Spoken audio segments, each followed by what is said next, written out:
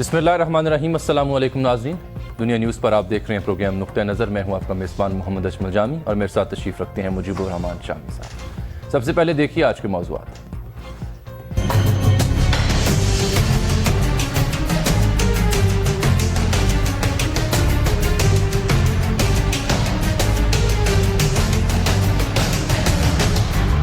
भारत की पाकिस्तान को एटमी हमले की धमकी। इंडिया जरूरत पड़ने पर पाकिस्तानी तनसीबात पर एटमी हमला कर सकता है। माहिरीन के हवाले से हिंदुस्तान टाइम्स की रिपोर्ट। भारतीय दावा, कितनी हकीकत कितना फसाना।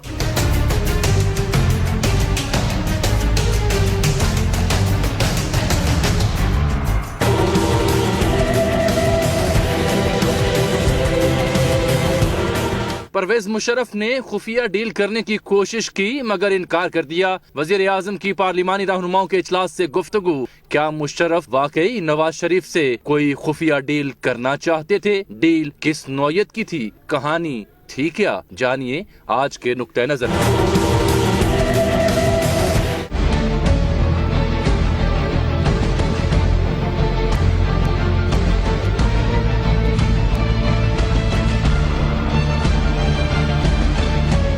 स्पॉट फिक्सिंग पर नजम सेठी और चौधरी निसार आमने सामने। तहकीकात के लिए पीसीबी की इजाजत जरूरी नहीं, वजीर दाखिला का ऐलान। नजम सेठी की मुखालिफत। क्या FIA स्पॉट फिक्सिंग की तहकीकात करने की मजाज है?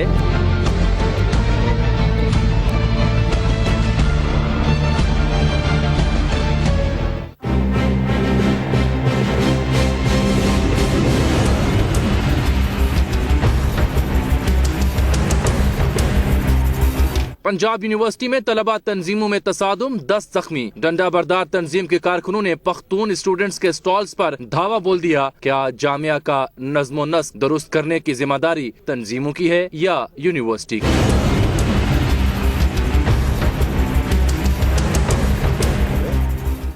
एक तंजीम में दूसरी। सबसे पहले बात करते हैं भारत की। शाम साहब, ये एक कॉन्फ्रेंस हो रही थी और वहाँ एक साइंसदान हैं तो भारतीय, विपिन नारंग। ये MIT यानी जो मैसाचुसेट्स इंस्टीट्यूट ऑफ टेक्नोलॉजी है वहाँ के ये न्यूक्लियर स्ट्रेटेजिस्ट हैं। इन्होंने ये कहा है, कुछ हवाले भी किए इन्होंने। भारतीय अमेरिकन होंगे यानी भारत नजाद अमरीकी, भारतीय नजाद अमरीकी। इन्होंने कुछ शिव शंकर मेनन साहब की किताबों का और मनमोहन सिंह साहब की खिताबों का, अजय शुक्ला साहब जो उनके एडवाइज़र थे उनके कुछ ब्रीफिंग्स का हवाला देते हुए ये कहा है कि वो जो 2003 में भारत ने पॉलिसी बनाई थी कि पहले स्ट्राइक नहीं करेंगे न्यूक्लियर किसी भी सूरत में, उससे हम बदल चुके हैं और इस्लामाबाद के जो न्यूक्लियर तनसीबात हैं उनको पहल करके तबाह किया जा सकता है और उसका भारत पूरी पोटेंशियल रखता है। ना सिर्फ ये बल्कि ये जुमला इस्तेमाल किया गया कि भारतीय जो न्यूक्लियर कुव्वत है उसके बारे में जो इजहार किया जाता है, जो राय दी जाती है, जो बताया जाता है किस कदर ये पावरफुल है, उससे कहीं ज़्यादा वो अटेन कर चुके हैं अपनी पावर इस फील्ड में। ये तो बड़ी लंबी बहस है कि पहले हमला को करेगा और दूसरा हमला करने की सकत उस पर रहेगी या नहीं रहेगी। जरदारी साहब के ज़माने में उन्होंने भी यकीन दिलाया था, ये खबर आई थी भारत को कि हम पहली स्ट्राइक नहीं करेंगे, पहला हमला हम नहीं करेंगे। अब कई लोगों का ख्याल है कि जो पहला हमला करेगा बस उसी के हाथ में मैदान रहेगा, लेकिन पाकिस्तान की तरफ से ये बात बार बार कही गई है और इंडिया में बड़े खौफ का इजहार भी किया जाता है कि पाकिस्तान एक छोटे बम जो हैं वो भी इस्तेमाल कर सकता है, उसकी ये भी इस्तेदाद है और पाकिस्तान दूसरी स्ट्राइक की हिम्मत भी रखता है। तो अब ये बहस है, ये दावे हैं, खुदा ना करे कि नौबत आए कि एटमी हथियारों के इस्तेमाल की। अभी तक तो पूरी दुनिया में सिर्फ यानी 2 बार ही हथियार इस्तेमाल हुए, हिरोशिमा नागासाकी। हाँ, 2 शहरों पर बस, और उसके बाद तो फिर तौबा कर ली दुनिया ने। और ये जो हथियार जब सोवियत यूनियन ने ये एटमी ताकत हासिल की है तो उसके बाद अमेरिका और सोवियत यूनियन के दरमियान एक दहशत का तवाज़ुन कायम हो गया और फिर जंग की बातें खत्म हुई, फिर सर्द जंग शुरू हुई। तीसरी आलमी जंग जो है वो सर्द जंग कहते हैं। फिर सोवियत यूनियन के انہدام کے ساتھ وہ جنگ بھی ختم ہوئی. یعنی 91-92 تک ہاں ختم جی. ہوئی. اب یہ کہ پہلی سٹرائک ہم کر لیں گے تو ہماری تو دعا یہی ہوگی کہ یہ نوبت نہ آنے پائے. ٹھیک. لیکن بہرحال پاکستان کے پاس میرا خیال یہی جانتے ہیں اور اس کا سب سے بہتر جواب ایٹمی سائنسدان ہی پاکستان کے دے سکتے ہیں کہ جو بھارتی دعویٰ ہے اس میں کتنی حقیقت ہے اور کتنا یہ فسانہ ہے. اور اس کے لیے شامی صاحب ہمیں جوائن کیے ممتاز ایٹمی سائنسدان جناب ڈاکٹر سمر مبارک مند صاحب نے. السلام علیکم ڈاکٹر صاحب. وعلیکم السلام. ڈاکٹر صاحب یہ جو خبر آئی ہے انڈیا کی طرف سے یہ بات کہی جا رہی ہے کہ انہوں نے صلاحیت حاصل کر لی ہے پاکستان پر, وہ ایٹمی غلبہ حاصل کر سکتے ہیں ایک طریقے سے, آپ کیا کہیں گے اس میں؟ دیکھیے بات یہ ہے کہ وہ یہ کہہ رہے ہیں کہ ہم پاکستان پہ فرسٹ اسٹرائک کر کے اور پاکستان کے جو نیوکلیر جو ویپنز ہیں جہاں ہیں ان کو وہیں پہ ہم ختم کر سکتے ہیں, ڈسٹروائے کر سکتے ہیں تاکہ پاکستان جوابی حملہ ہمارے پہ نہ کر سکے.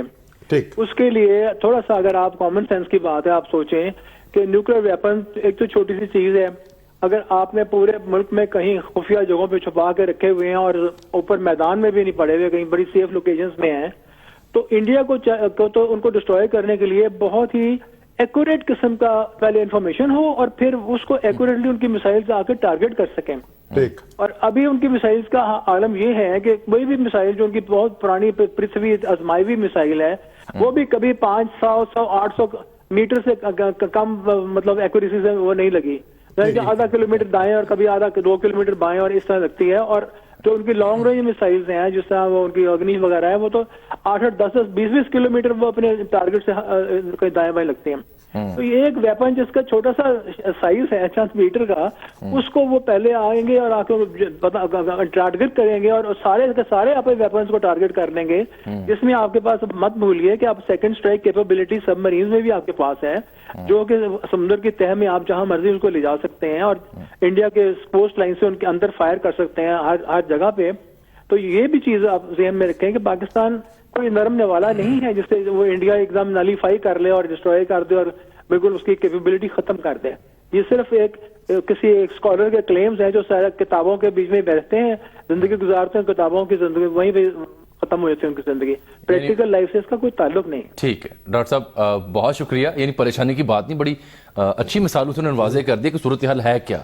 نہیں کوئی اس میں دیکھیے یہ بھارت جو ہے اب تو یہ بات ہی نہیں کرنی چاہیے. یعنی گیدڑ بھپکی ہیں, یہ گیدڑ بھپکی جو ہے بہت ان کے اپنی صحت کے لیے بہت نقصان دہ. ٹھیک ہے ان کی صحت تو ویسے خراب ہونے جا رہی ہے جس قسم کے نیتا وہاں آتے جا رہے ہیں. تو دیکھیے اندرونی جو ملک جو ہے نا اندرونی خلفشات میں مبتلا ہو جائے اس کے کسی بیرونی حملے کی کیا ضرورت ہوتی ہے. ٹھیک ہے اب ہمیں میجر جنرل اعجاز اعوان صاحب نے بھی جوائن کیا. وہ میرے ایک دوست تھے انڈیا کے بڑے مشہور اخبار نویس تھے, انتقال کر گئے, راجندر سورین. جی ان کے بیٹے جو ہیں وہ ابھی وہاں ہیں کام کرتے. وہ یہاں دورے پہ آئے تھے اور ایک بڑی دلچسپ بات انہوں نے کہی تھی. انہوں نے کہا میری والدہ کہا کرتی تھیں کہ اچار میں کیڑے جو ہیں وہ باہر سے نہیں پڑتے, وہ اندر سے پڑتے. تو بھارت کو اپنی سوسائٹی کی فکر کرنی چاہیے, اپنے اچار کی فکر کرنی چاہیے, وہ اندر سے کیڑے وہاں پڑ رہے ہیں. بالکل ٹھیک. جنرل صاحب بہت شکریہ آپ نے وقت دیا جناب. یہ بھارت کی دھمکی اور اس طرح کے ہم عام جو تنصیبات ہیں ان کو نشانہ نہیں بنائیں گے, بلکہ جو نیوکلیئر جو ہماری تنصیبات ہیں اسپیسیفکلی ان کو ٹارگٹ کرنے کی صلاحیت بھارت کے پاس ہے, اور جتنی ان کی قوت کا بتایا جاتا ہے اس سے کہیں زیادہ وہ قوت حاصل کر چکے ہیں. آپ کیا کہتے ہیں اس پر؟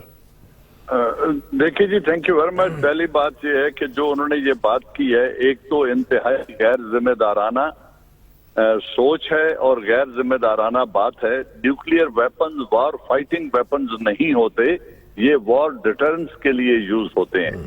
پہلی بات تو یہ ہے. دوسری, جہاں تک ان کی کیپیبلٹی کا تعلق ہے یقیناً پورا پاکستان ان کے رینج میں ضرور ہے, کیونکہ ہم جغرافیائی اعتبار سے نارتھ ساؤتھ کنٹری ہیں, لینئر اسٹیٹ ہے جو کمر سے صرف 500 کلومیٹر اس کی ڈیپتھ ہے. رینج ان کے پاس ضرور ہے, لیکن دیکھنے والی بات یہ ہوتی ہے کہ کیا وہ ہماری تمام نیوکلیئر سائٹ جہاں جہاں پر ہیں کیا اس کا وہ علم رکھتے ہیں, کیا ان کی جو ہماری ڈیفینسو ہیں یا جہاں ان کی لوکیشن ہے کیا ان کے ویپن اس کو پن پوائنٹ ٹارگٹ کر سکتے ہیں. جیسے اب سمرمند مبارک صاحب کہہ رہے تھے کہ نیوکلیئر ویپن کوئی کھلواڑ نہیں ہوتا کلومیٹرز پہ پھیلا ہوا, ये बड़े प्रिसाइज वेपन चाहिए होते हैं इनको टेक आउट करने के लिए। हम सेकंड स्ट्राइक कैपेबिलिटी अल्हम्दुलिल्लाह हासिल कर चुके हैं और इंडिया का बिफिटिंग जवाब उसको दे सकते हैं, लेकिन इससे अहम बातें 4 और हैं जिनको हमें जहन में रखना है। पहली बात है, इससे ये जाहिर होता है कि उनकी जो स्टेटेड न्यूक्लियर पॉलिसी है इट इज शैम। ये एक बिल्कुल लग़्व बात है, उनकी सोच और है और स्टेटेड न्यूक्लियर पॉलिसी और है। नंबर 2, इस स्टेटमेंट से ये जाहिर होता है कि वो कितना गैर जिम्मेदार मुल्क है, और अगर ऐसे गैर जिम्मेदार मुल्क को आप एनएसजी का स्टेटस दे देते हैं तो वो मुल्क कितना इररिस्पॉन्सिबल बिहेव कर सकता है एनएसजी स्टेटस एक्वायर करने के लिए। बिल्कुल। फिर वो परमानेंट, अच्छा फिर नेक्स्ट बात जो है कि वो परमानेंट स्टेट की permanent membership national security council के ख्वाब देख रहे हैं। अगर ऐसे गैर जिम्मेदार मुल्क को उस स्टेटस पर आप ले जाएंगे तो उनका और बिहेवियर में क्या तब्दीली आएगी और सोच में उनकी मजीद क्या तब्दीली आएगी। चौथी बात यह है कि वो जिस दिन एनएसजी स्टेटस उनको मिल गया वो थर्मो न्यूक्लियर वेपन जो बना रहे हैं उसको भी वो टेस्ट करके उसकी सलाहियत का भी वो इजहार कर देंगे। इसीलिए हम बार बार कहते हैं कि क्राइटेरियन बेस्ड अप्रोच हो कि उन्होंने एक सीटीबीटी का साइन करने के बाद कंट्रोल ट्रीटी साइन करने के बावजूद वो थर्मो न्यूक्लियर वेपन बनाते जा रहे हैं। सीटीबीटी के वो मेंबर नहीं है लेकिन वो उसको बनाते जा रहे हैं। तो हमने देखना ये है कि कितनी इररिस्पॉन्सिबल स्टेट है जो अपने साइज से कहीं ज्यादा बढ़ के क्लेम्स कर रही है। पाकिस्तान की जो सलाहियत है, पाकिस्तान उन्हें इंतहाई एक्यूरेसी से, पाकिस्तान की मिसाइल्स की एक्यूरेसी और रेंज इतना है कि हिंदुस्तान पर अनबेरेबल लॉस, इतना लॉस हम उनका कर सकते हैं जिसका वो तसव्वुर भी नहीं कर सकते। और उनके तमाम इंडस्ट्रियल जोन और बड़ी मेगा सिटीज हमारी रेंज के अंदर हैं जहां मिलियन उनके जो है वो पेरिश हो जाएंगे। बिल्कुल ये न्यूक्लियर स्टेट रिस्पॉन्सिबिलिटी का मुजाहरा करती हैं, गैर जिम्मेदारी का मुजाहरा नहीं करती। ये स्टेटमेंट इंतहाई गैर जिम्मेदाराना है। बहुत शुक्रिया आपका एजाज अवान साहब, बहुत शुक्रिया आपका। देखिए जब इंडिया ने धमाके किए थे तो उस वक्त उसके लीडरों का ख्याल था कि पाकिस्तान के पास ये सलाहियत नहीं है और एक सुप्रीमेसी हमारी हो गई है। और एडवानी साहब जो हैं वो मुसलसल प्रवोक कर रहे थे और इस तरह की बातें कर रहे थे कि पाकिस्तान, और ये भी कह रहे थे हम आज़ाद कश्मीर की तरफ बढ़ सकते हैं। गोया वो समझ रहे थे कि पाकिस्तान अब निक्कू बन गया है और भारत एक एटमी ताकत है और अब उसका तवाज़ुन जो है ताकत का वो बिल्कुल उसके हाथ में हो गया। जब पाकिस्तान ने धमाके किए वो समझ रहे थे पाकिस्तान के पास ये सलाहियत नहीं है। ठीक है, ठीक है। जब धमाके किए तो उनकी चारों जो है 14 तबक उनके जो है वो रोशन हो गए। बिल्कुल। एक ब्रेक नाज़रीन लेते हैं, वापस आते हैं तो जिक्र करेंगे परवेज मुशर्रफ साहब किस किस्म की डील नवाज शरीफ साहब से खुफिया अंडरहैंड करना चाहते थे। एक ब्रेक के बाद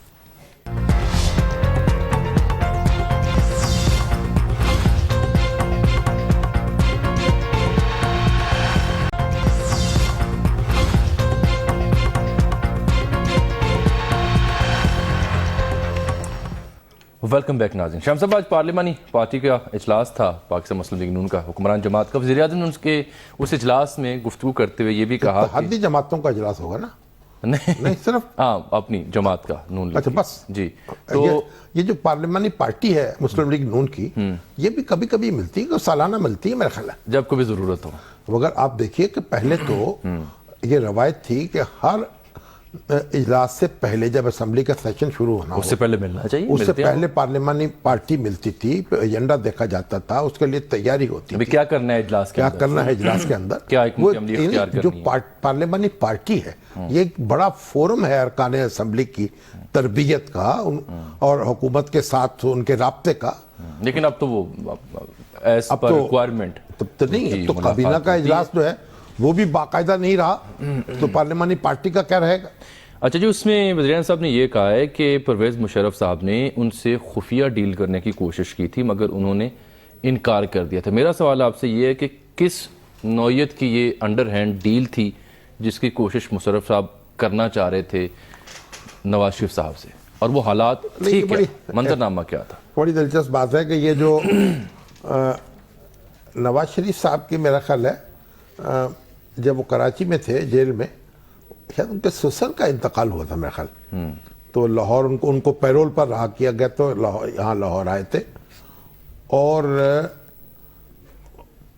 اس وقت اس کے بعد میاں محمد شریف صاحب مرحوم جو ہیں انہوں نے یہ مجھے بتایا تھا کہ شہباز شریف صاحب نے ان کو بتایا اس وقت جب شہباز شریف بھی آئے تھے پیرول پہ رہا ہو، تو ان کو یہ کہا کہ پرویز مشرف نے یہ ان کو تجویز پیش کی تھی کہ نواز شریف صاحب کی جگہ وہ وزیر اعظم بن جائے، شہباز شریف صاحب۔ ہاں جی، یعنی یہ تو ایک بات وہ ہے کہ جب ابھی نواز شریف صاحب اقتدار میں تھے، ٹھیک، تو انہوں نے یہ تجویز پیش کی، اب اس سے وہ بھائیوں میں فاصلہ پیدا کرنا چاہتے تھے اور تاکہ کام آسان ہو، پھوٹ ڈالنا چاہتے تھے، یا شہباز شریف صاحب کی محبت میں مبتلا تھے، یا نواز شریف صاحب جو ان سے تنگ آئے ہوئے تھے، جو بھی تھے۔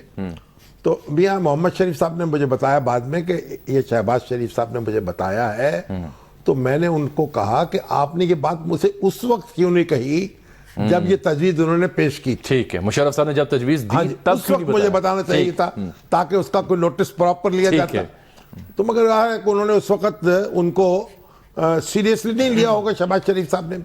تو ایک تو بات یہ ہے، لیکن دوسری بات جو نواز شریف صاحب جس طرف اشارہ کر رہے ہیں، جب یہ اقتدار جو ہے اس پہ قبضہ کر لیا، تو جو ابتدائی دن تھے اس میں تو ہمارے جنرل اور فوج بڑی گھبرائی ہوئی تھی، ٹھیک، اور کہ نہ جانے کیا ریئیکشن ہو، کیا نتیجہ ہو، اور یہ انہوں نے یہ نواز شریف صاحب سے کہا کہ آپ اسمبلی کی تحلیل کر دیں، ٹھیک، آپ صدر کو یہ مشورہ دے دیں، کیونکہ دیکھیں قومی اسمبلی کو توڑنے کے دو طریقے تھے جو دستور میں لکھے اس وقت۔ ایک طریقہ تو یہ تھا کہ صدر اپنا اختیار استعمال کرے، 58(2)B جسے کہتے ہیں، رفیق تارڑ صاحب صدر تھے، اور اس کو اسمبلی میں اس میں تو پھر عدالت میں چیلنج بھی کیا گیا اور عدالتوں نے اس کے خلاف فیصلے بھی دیے۔ ایک بریک لے لیں سر، یہ دوسری جو شامی صاحب نقطہ اٹھا رہے ہیں، ایک تو انہوں نے بتا دیا کیا ممکنہ خفیہ ڈیل ہو سکتی تھی اس وقت، اور دوسری کیا تھی، یہ سلسلہ روک رہے ہیں کیونکہ ایک بریک کا وقت آن پہنچا ہے، ملتے ہیں اس بریک کے بعد۔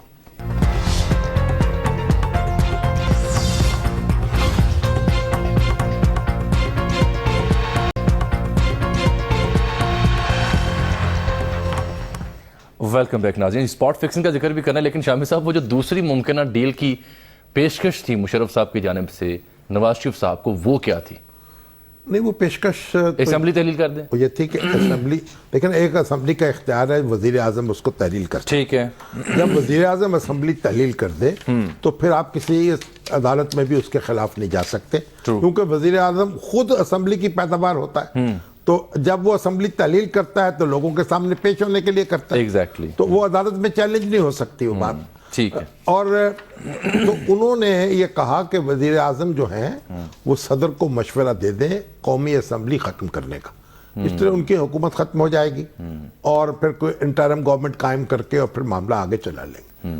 تو وزیر اعظم نے اس سے انکار کر دیا، تمام تر پریشر کے باوجود ان کو ہتھ کڑی لگائی گئی، وہاں سے وزیر اعظم ہاؤس سے نکالا گیا، ایک ایسی کوٹری میں بند کیا گیا جہاں آسمان نظر نہیں آتا تھا، اور جو توہین وزیر اعظم کی ہو سکتی تھی اس وقت کے اس فوجی ٹولے نے کی، بالکل، لیکن ان کو جھکا نہیں سکے اور ان کو اپنی مرضی جو ہے پر مجبور نہیں کر سکے کہ وہ ان کے سامنے سر تسلیم خم کر دے۔ اچھا شاہ صاحب، ایک تو یہ کہ قومی اسمبلی میں آج آرمی ایک ترمیمی بل بھی منظور ہو گیا، وقت کی کمی تھی، وقت تو پھر ایسے ہی گزرتا ہے، تو جو اس وقت معاملہ جو تھا اس طرف اشارہ ہوگا، اس وقت یہ بھی توقع تھی کہ سپریم کورٹ جو ہے اس کی طرف سے اس انٹرونشن کو روکا جائے گا، لیکن پھر سپریم کورٹ پر ہی حملہ کر دیا، دوسرا حملہ سپریم کورٹ پر تھا پرویز مشرف کا، یہاں چیف جسٹس جو تھے سعید الزمان صدیقی مرحوم، ان کو محصور کر لیا گیا، اور کئی جج جو تھے سپریم کورٹ کے وہ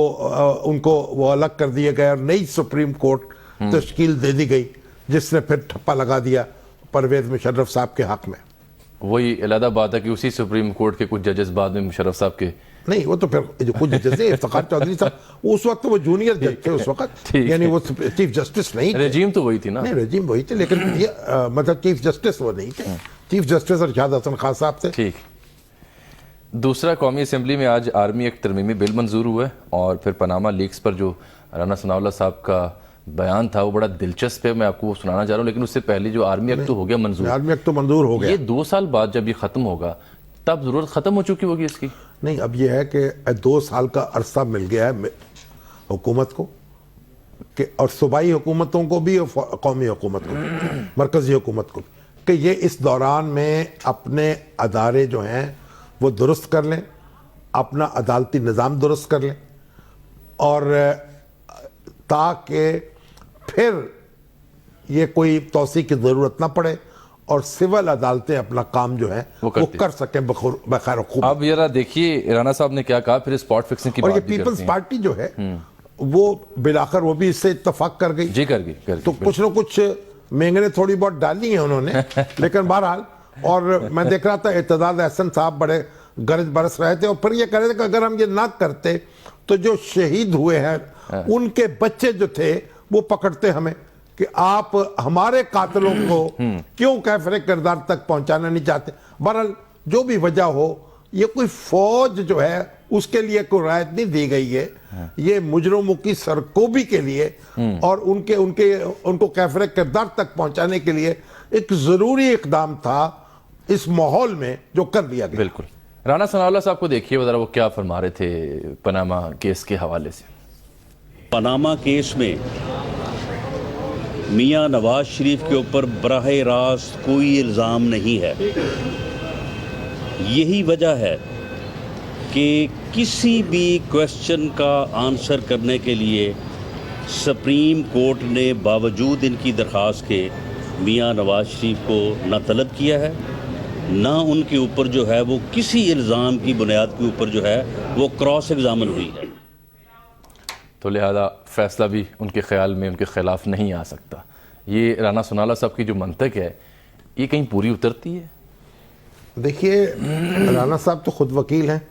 ہاں جی، صوبائی وزیر قانون ہے جی. اس لیے آپ ان کی بات جو ہے اس کو آپ نے تو وکالت نہیں پڑھی ہوئی. نہیں میں نے نہیں پڑھی. تو جو وکیل ایک بات کہے تو غیر وکیل اس کو فوری طور پر کیسے جھٹلا دے؟ کامن سینس بھی تو ہوتی ہے، ایک صحافی کی کامن سینس بھی تو ہے. وہ کیا ہے؟ وہ یہی ہے کہ اگر وزیر اعظم صاحب کا نام نہیں ہے یا انہیں طلب نہیں کیا گیا تو ان کے وکیل وہاں کیا کر رہے تھے؟ نہیں وہ تو دیکھیں ان کے وکیل وہاں موجود تھے، ان کو نوٹس بھی جاری کیا گیا تھا، وہ ان کی نمائندگی بھی کر رہے تھے. لیکن رانا صاحب کی مراد یہ ہے کہ اگر ان کے خلاف کوئی کارروائی کرنی ہوگی اور تو پھر ان کو باقاعدہ نوٹس دیا جاتا، بلایا جاتا، یا کوئی جیسے کہا جاتا ہے کہ کوئی کمیشن قائم کرنا پڑے گا.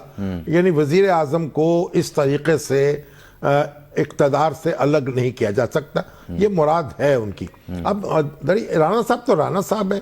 اب بڑی دلچسپ بات یہ، کل وہ اکرم چودھری صاحب ہمارے ہیں، ان کے یعنی ایک بڑے ایکٹیوسٹ ہیں، پولیٹیکل اور کالم بھی لکھتے ہیں. ان کے ہاں کھانا تھا، آسٹریلیا سے آئے تھے ڈاکٹر شہباز چودھری صاحب اور دوسرے لوگ آئے تھے ان کے اعزاز میں. تو وہاں ہمارے اسد کھرل صاحب بھی تھے. انہوں نے تو جناب ایسا نقشہ کھینچا اور بتایا کہ فیصلے میں یہ لکھا ہوا ہے، انہوں نے یہ کہا اور یہ اقدام ہوگا، پہلے فیصلہ انہوں نے سنا. اور پھر بے شمار. تو میں نے کہا کہ جناب مناسب بات یہ ہے کہ آپ کی گفتگو بس سنی جائے اور اس پر کچھ تبصرہ نہ کیا جائے. میرا خیال ہے ہم بھی کوئی تبصرہ نہ کریں. تو رانا صاحب کی گفتگو بھی آپ نے انجوائے کر لی ہے اور ان کی بھی گفتگو انجوائے کر لی ہے. ایک بات آپ کو ضرور میں بتاؤں کہ مجھے لگتا ہے اب یہ جو نیوز ویک ہے نا ہمارا پاکستان کا، اس نے بھی ایک تبصرہ کیا ہے. تو اس نے تو کہا ہے کہ فریقین جو ہیں مایوس ہوں گے اس سے. فریقین؟ ہاں جی، یعنی کچھ نہ کچھ مایوس. 100% ریلیف تو حکومت کو بھی نہیں ملے گا اور 100% جو ہے عمران خان صاحب کو بھی اور شیخ صاحب کو بھی نہیں ملے گا. یعنی وزیر اعظم جو ہیں وہ تو وہیں کے وہیں رہیں گے. اور یہ ہو سکتا ہے کہ جو اسحاق ڈار صاحب والا معاملہ ہے، لوگ یہ کہتے ہیں نا وہ جو جی اس میں وہ کہیں بات بہت دور تک کوئی اپیل کر دی جائے، اس کی اپیل کے لیے حکم جاری کر دیں، یا نیب کے چیئرمین پر کچھ مزید غصہ اتار دیں، یہ بھی ہو سکتا ہے. تو لیکن بہرحال اگر وہ مقدمہ کھلے گا تو وہ بھی پھر اس پہ بھی بڑی وہ تو بہت دور تک بات چلے جائے گی، دور تک جائے گی. اب پھر تو 25-30 سال پرانے قبرستان میں جا کر یعنی بارات کی تیاری ہو رہی ہے. ایک بریک لے لیتے ہیں ناظرین، ملتے ہیں آپ سے اس بریک کے بعد.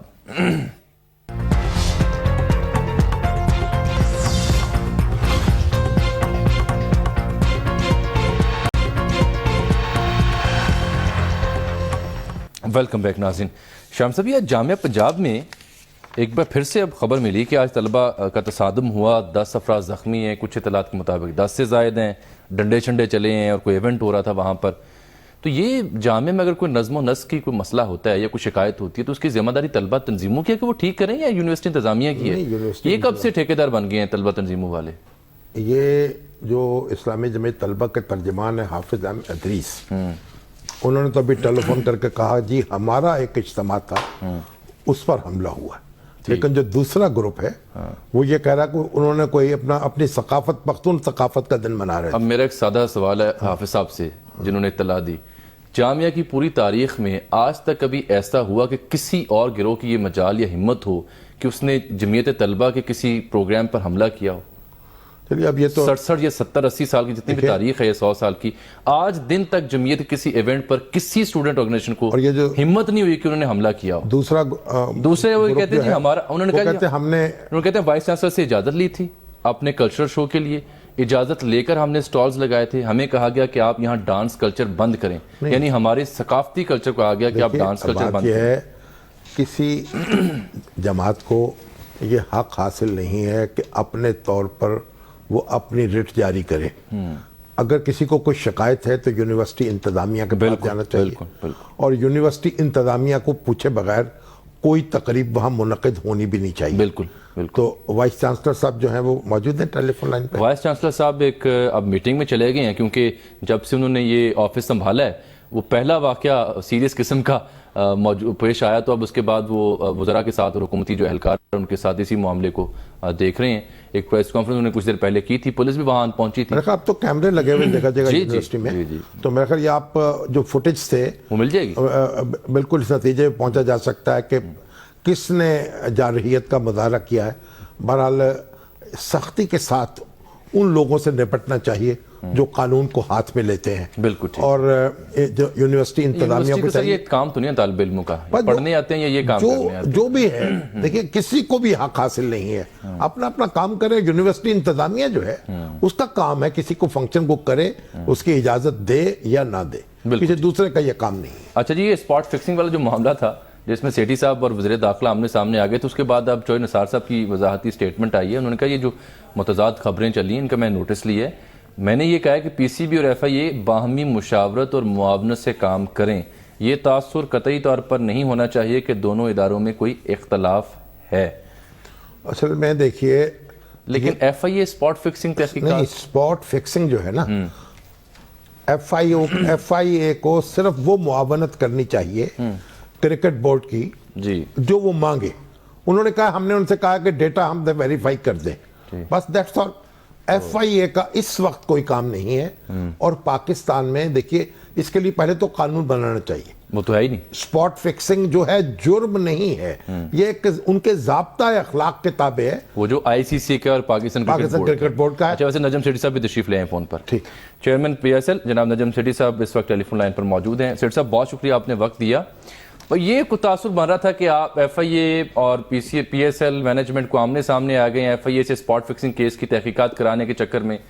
سر آپ کی ریزرویشن کیا تھی اس معاملے پر؟ پہلی بات جی آمنے سامنے بالکل نہیں ہے، ٹھیک ہے، کوآپریشن ہے، آپ ایک دوسرے کے ساتھ کھڑے ہیں، ایک دوسرے کے ساتھ کھڑے ہیں، اور ان کی وضاحت بھی آ گئی چودھری نثار علی صاحب کی. لیکن آپ سیٹھی صاحب یہ بتائیے، یہ کوئی جرم ہے پاکستان میں یہ اسپاٹ فکسنگ جو ہے؟ دیکھیے میرا خیال ہے کہ اگر تو ایف آئی اے کا میرا خیال ہے موقف یہ ہے کہ اگر فراڈ ہے تو فراڈ تو ایف آئی اے انکوائری کر سکتی ہے. اب فراڈ کا ڈیفینیشنز میں آ بھی سکتا ہے. اسپاٹ فکسنگ جو ہے وہ ایک بڑا دور یعنی بہت کھینچ تان کے ہوگا، تو اس کے لیے تو باقاعدہ قانون بنوائیں میرا خیال ہے. بالکل جی، بننے چاہیے، قانون بننے چاہیے، اور یہ ایک خلا ہے، اس کو پورا کرنا چاہیے. مگر ساتھ ساتھ میں یہ بھی کہتا چلوں کہ یہ ہمارے پی سی بی اور آئی سی سی اور یہ کرکٹ کی دنیا میں ہر بورڈ کے اپنے رولز ہوتے ہیں اس قسم کی چیز کے لیے، اور وہ رولز جو ہے اگر وائلیٹ ہوں تو پھر سزائیں ہوتی ہیں، اور پورا ایک طریقہ ہے اس کا سب کچھ کرنے کا. تو میں سمجھتا ہوں کہ اب وہ بالکل ہم فالو کریں گے، اور وہ اس کو چیلنج بھی نہیں کیا جا سکتا ان دا سینس کہ کیونکہ وہ ایک ایکسیپٹیبل رولز ہیں ٹو پروٹیکٹ دا گیم، اور گیم پبلک گیم ہے، یہ کوئی پرائیویٹ گیم تو ہے نہیں. تو اس لیے میرا خیال ہے ایشو نہیں بننا چاہیے. تو اب آپ کو ایف آئی اے سے کس قسم کی معاونت درکار ہے ابھی تک؟ دیکھیے صرف ہمیں ایف آئی اے کی ہیلپ چاہیے تھی کہ کچھ میسیجز ہیں ان پلیئرز کی جو ایکسچینج ہوئی ہیں، ان کے جو ٹیلی فونز ہیں ان کے اندر. اب آپ کو پتا ہے شامی صاحب کہ اگر کوئی ایویڈنس عدالت میں پریزنٹ کی جائے تو جج ہمیشہ یہ کہتے ہیں کہ اس کو ویریفائڈ ڈاکیومنٹس ہونے چاہیے. ہمیں کیا پتا یہ جعلی ہے یہ نہیں جعلی، اسی لیے ویریفائڈ ڈاکیومنٹس دیے جاتے ہیں، اوریجنل ڈاکیومنٹس دیے جاتے ہیں. یہاں بھی جب ہم یہ کچھ ڈیٹا چیزیں پریزنٹ کریں گے اپنی عدالت میں ٹریبیونل کے آگے، تو وہ آگے سے یہی ہوگا کہ جی اس کو پروو کریں گے یہ جعلی تو نہیں ہے، کچھ آپ نے فرجنگ تو نہیں کی، یہ اوریجنل ڈیٹا ہی ہے نا. تو اس کی ایک سمجھیے ایک قسم کا مور لگوانی ہے ایف آئی اے سے کہ یہ جو فونز کے اندر جو بھی ڈیٹا ہے جس کو ہم نے استعمال کرنا ہے وہ ویریفائڈ ہے کہ اوتھینٹک ڈیٹا ہے. اس میں آواز کے سیمپلز ہوں گے، ٹیکسٹ میسیجز ہوں گی. اس سے زیادہ بالکل کسی اور چیز کی ضرورت نہیں. ٹھیک ہے جی، بہت شکریہ آپ کا نجم سیٹھی صاحب، آپ نے وقت دیا. تو ایف آئی اے جو ہے وہ اپنی وہ طاقت ہے کسی اور جگہ آزمائے، اور بھی بہت سے کام کرنے کے ہیں، اور پی سی بی کا کام اس پہ چھوڑ دیں. ٹھیک ہے، پروگرام وقت بھی ناظرین یہاں ختم ہوتا ہے، اجازت چاہتے ہیں، آپ سے ملاقات ہوگی کل، تب تک کے لیے اللہ حافظ.